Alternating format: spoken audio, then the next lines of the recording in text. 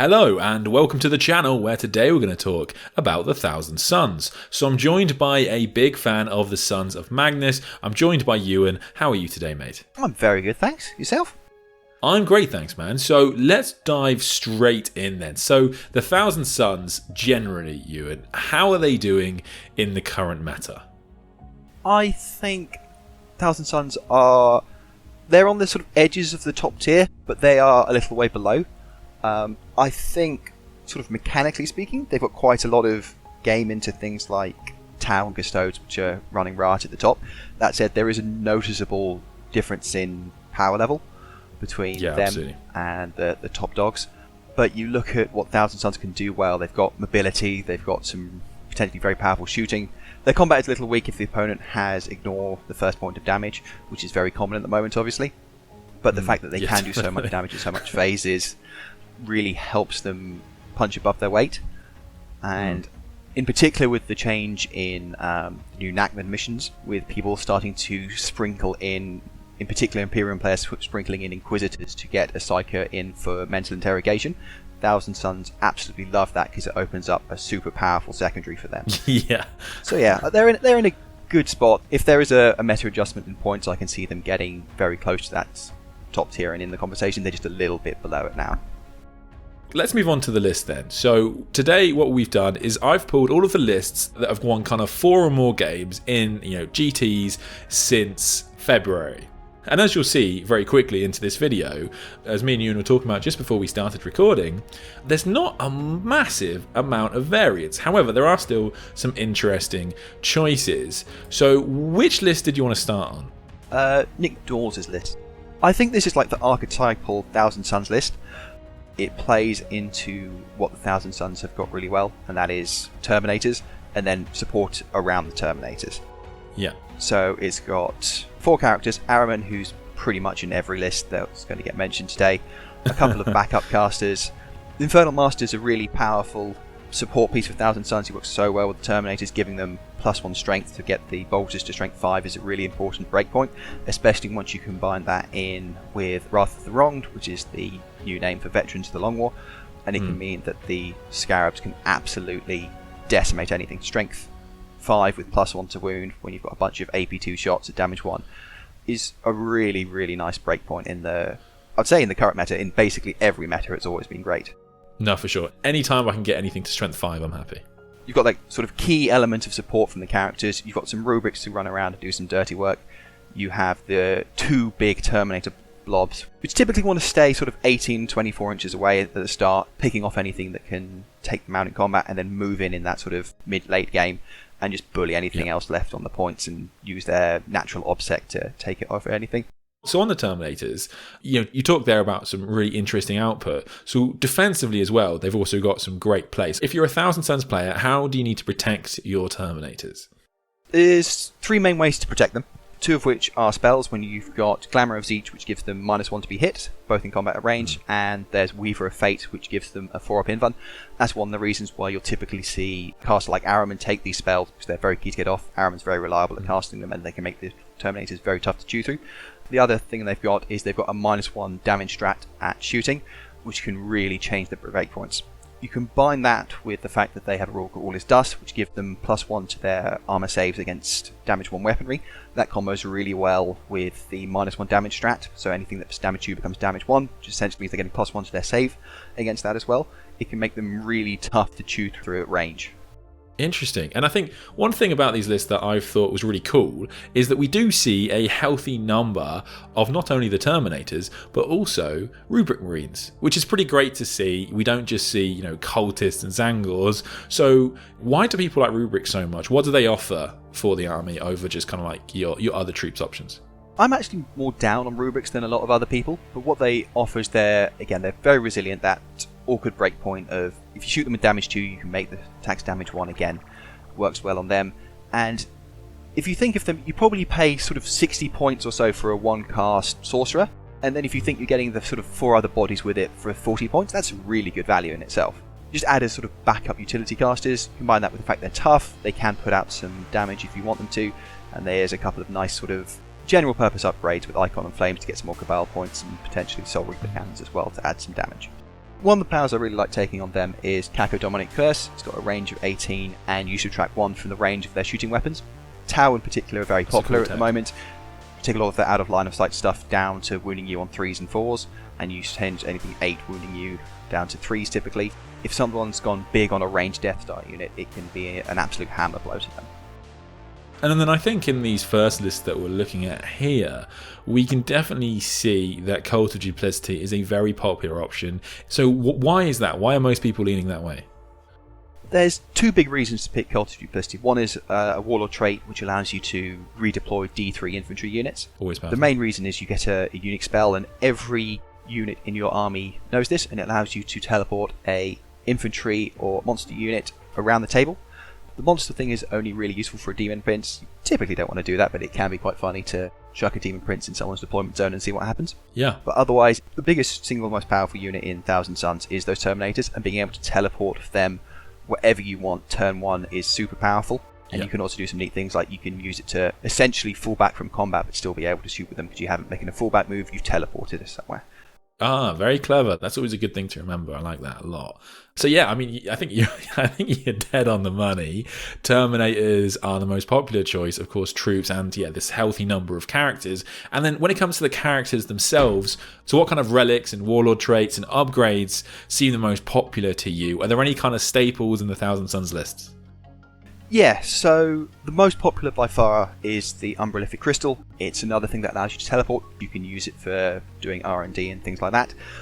Otherwise, cool. Eglihan's Orrery is a really nice trend into this sort of -1 damage meta that we're in, because it allows core units within 6 of the bearer to ignore weapon skill, ballistic skill, wound roll, and damage modifiers, and in particular it's really useful with Volkite Contemptor Dreadnoughts. I imagine everyone is familiar with those, but just in case you're not, 1,000,000 shots at damage 2, typically the best counter to it is to have -1 damage, when you can put that damage essentially back on. And in particular there's a stratagem where you can give one of your vehicles +1 AP, can make these Contemptors really effective in combination with that relic. Very cool, yeah, and we do actually see a healthy number of Contemptors here. Some also other really interesting techs. There's some Forge Fiends, there's even a Vortex Beast. Shame we don't see more of those. I was hoping 9th edition was going to be their edition, but that's pretty awesome. And then in terms of, I've got to ask, Magnus himself, he does appear in a couple of these lists. Does he have a lot of play competitively, do you think? And if people are going to run him, I should say, Euan, how do you recommend people support him? I'm not a fan of Magnus in the new edition, which is a shame. He is baseline better than he was, but he's much worse when you apply the buffs on him. That does free him up to play a sort of mid-table brawler role, because you can use him much more offensively than you could in the past, in terms of with his psychic output, rather than just worrying about buffing himself. Okay. That said, he feels he's a point of toughness or something off being a really good choice.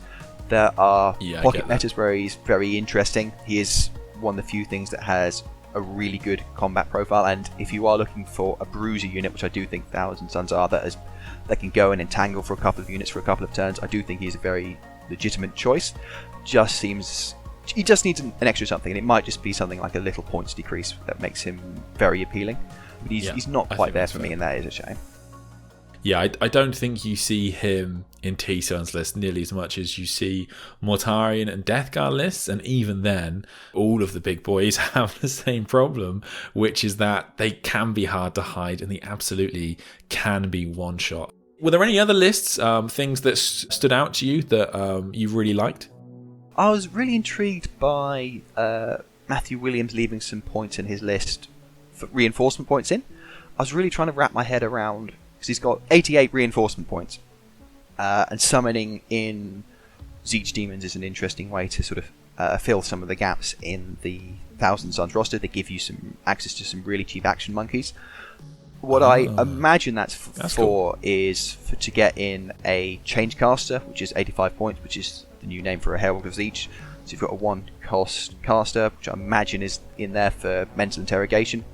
Running around, you've got a nice utility caster as well, because you can give him Gaze of Fate, which gives you a once per turn reroll, and you can use that in combination with anything. I'm not 100% that's what Matthew was using it for, but given the points line up pretty perfectly, and there wasn't anything else, that seemed like the best guess. Very cool. That's pretty clever. I did note as well seeing some Spawn dotted about, and I know you're a fan of the Spawn. So what role do the Spawn play in an army of Thousand Suns? Spawn are great at that first line of attack. They are one of the units that are baseline pretty good, and because none of the Thousand Sun spells are core locked, they're only things like infantry locked or cult locked, you can just put an awful lot of buffs in to make them both very resilient and massively improve their damage output. You can give them 4-pin them, you can double move them, you can give them +1 to hit, and there's a stratagem as well to make them quite deadly in combat, where you get to give each Spawn +1 attack and pick one of what would normally be a random mutation, which gives you either extra AP, rerolls to wound, or extra attacks. Being able to choose with one of those in the right circumstance is very, very useful. Wow, that's pretty cool. And they can go out and be your first line. They clear away a lot of screens, or you can use them far more defensively and use them to screen for yourself. And worst case scenario, you can have one of them for 23 points, sit it on a home objective. If they don't have any actual line of sight firepower, that's just your objective for the whole game for 23 points. Absolutely brilliant value. Yeah, or an early game stranglehold or engage if that's how you wanted to play your list. Definitely really, really cool. And then in these kind of final two lists, I do notice we have Cult of Time. So what are the benefits of Cult of Time? Why would people lean more that way? So the big benefit of Cult of Time is that you get a spell that either heals or regenerates someone if you've already got everyone at full health. Everyone that's played against the Space Marine Apothecary knows how powerful the returning model can be, and especially again in combination with Terminators, you're getting back a 40+ point model, and you can do all the sort of typical move them upfield and get closer to the enemy than you might expect shenanigans. If you manipulate your psychic powers in certain ways so that you get another spell cast at a 9+, you can get a second person back with a generic Thousand Sun stratagem. So the ability to suddenly return 2 Terminator models to a unit is very powerful. The other nice thing about Cult of Time compared to Cult of Duplicity is the spell is much easier to cast, and looking forward in Thousand Suns list in the future, I think soups are going to become more and more attractive, and having something that's cheaper and is less reliant on Cabal points potentially to go off successfully does make Time a very interesting option, in particular in soup lists going forwards, I feel. That's really interesting to hear, because traditionally T-Suns was a very popular soup option for Chaos because, of course, you could take screenable characters that could, deal out a load of smites and other cool psychic powers. In terms of Cabal points themselves, where do you see yourself generally saving your points? Are there kind of go-to options there for you? Do you find that you use the same options every single game?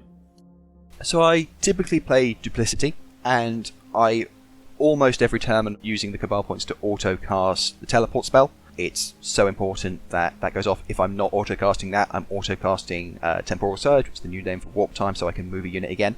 Those move again options are so crucial to Thousand Suns, way more powerful than sort of any mortal wounds that could ever be dealt. You typically get 2 uses of Cabal points, at least with the lists I run, so you take that as the big one. If you're against another Psychic Heavy Armor, I might choose to use the ones if they can't deny a spell instead, so Warp Time's got a quite low casting value. So if the opponent has someone in deny range, I might choose to just stop that. Otherwise, the other ones tend to be a little more utility, nice to have, so I'll try and keep Cabal points back for +1 to cast to make sure a spell goes off. And you can also build a Sorcerer to be quite a nice character assassin. You'll see in some of these lists that you'll see Infernal Hate and Zeech's Firestorm picked. Both of those can target characters, and if you get 1 mortal wound through them, you can then do an additional D3 mortal wounds with Cabal points. So if you have someone in that sort of 4 to 6 wound character bracket that doesn't have inbuilt mortal wound protection, if they get within 18 of you, you've got a very real shot of taking them out in the psychic phase and removing a key buff piece from the opponent's army. Yeah, I mean, even into things like, Tau, that, if you can delete that Crisis Commander, then they all of a sudden can't fall back and shoot. Very, very cool. Are there any other kind of, anti-Tau, Custodes, Harlequins, Craft Worlds kind of plays that kind of come to mind when you're playing T-Suns? There's quite a variety of things there. Sure. Kaku Demonic Curse, I think, is the best one for shooting down those sort of big shooting Death Stars. Otherwise, I think T-Suns historically have gone quite well into Harlequins. They don't have a lot of mortal wound protection on their side. Both of you have lots of maneuverability tricks, so you can keep up with them. They're not just playing their run around the board game. If they do that, you can teleport around off the board after you, or double move and play shenanigans on both sides. Custodians is a really interesting one. They're definitely a more powerful book than Thousand Suns. Yeah, it's a hard matchup with the 4-up, Feel No Pain. I think the Custodians matchup isn't... Whoever's favoured is actually far more dependent on if it's a 5 objective or 6 objective mission.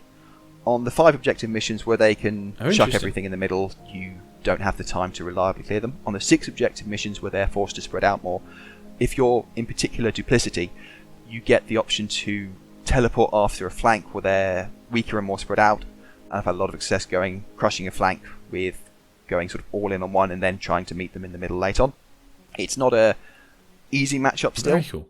Especially as Custodes slightly veering away from Emperor's Champions into other things, as things like Tau and Custodes other Custodians players become more of an interest to them. I think Thousand Suns have real game in that matchup, and that might even get a more favourable matchup as time goes on for them. Very cool. Okay. Well, that's really great to hear. Firstly, thanks so much for coming on, man. Been an absolute pleasure. Been great to have you. It's fantastic to see Chaos players still fighting the good fight, because of course it hasn't been their edition so far, I don't think, when you look at the stats. So yeah, I hope this was really useful to all of you Chaos players and especially T-Suns players listening to this. Let us know what you think of these lists. Was there anything that you really liked? What kind of things are you trying to make the Sons of Magnus the Red work? So yeah, once again, thank you very much for watching, and I'll see you in the next one.